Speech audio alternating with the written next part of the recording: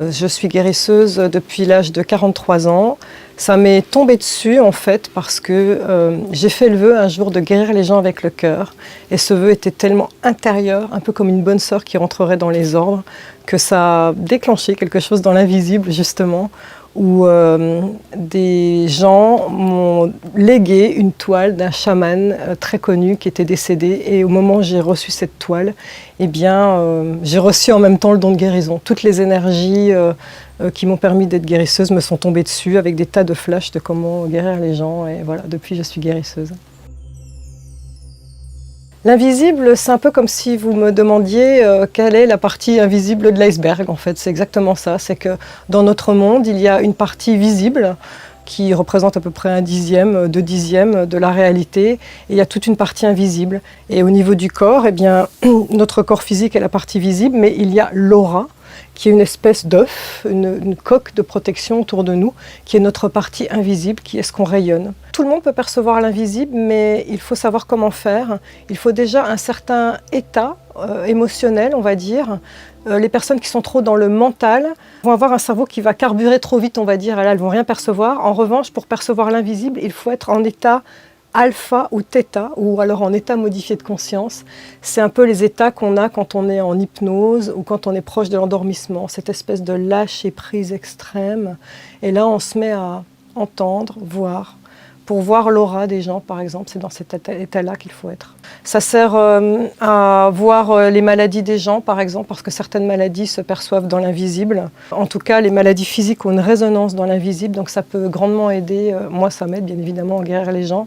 Mais au-delà de ça, il y a tout un monde qui s'ignore, le monde de l'invisible, et on s'y connecte souvent après un décès. Et c'est là que vous allez vous rendre compte que votre grand-mère, que vous aimiez tant, se manifeste et que ces bruits bizarres que vous entendez chez vous, c'est elle qui vous fait des signes. Ou alors des apparitions dans le bois, par exemple, aussi, c'est elle, votre grand-mère ou une autre personne. Et donc là, il y a cet élan souvent de connexion avec l'invisible et ça ouvre des portes et des possibles incroyables. Tant qu'on est cartésien, c'est pas important. Par contre, dès qu'on est dans un certain cheminement de développement personnel, ça se fait naturellement.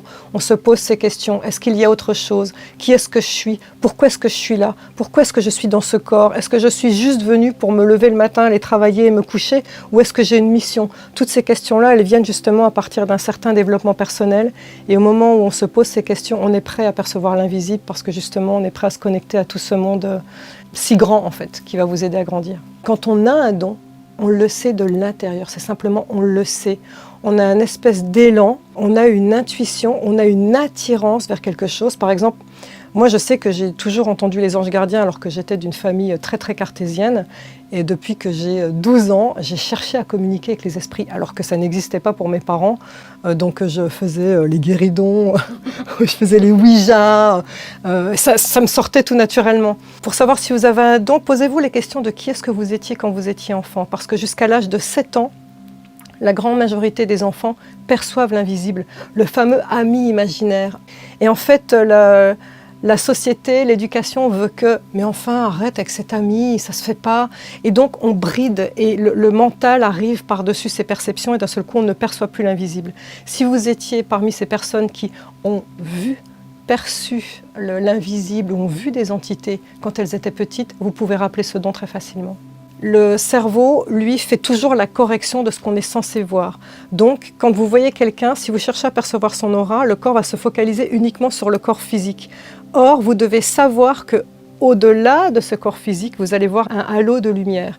Et à partir du moment où vous entraînez votre subconscient à vous dire « Non, il n'y a pas qu'un corps physique.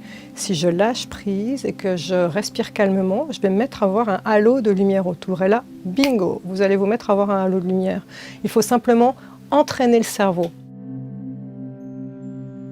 Ce livre, j'ai voulu l'apporter justement pour apporter des réponses à certaines personnes qui savent au fond d'elles et qui ont peur d'être folles, qui savent qu'il y a autre chose que justement ce monde bien matériel, et pour montrer que certaines maladies viennent exclusivement de l'invisible, par exemple la paralysie du sommeil, le membre fantôme quand on a été amputé, ou l'aura décalée quand on se sent à côté de ses pompes, à côté de la plaque.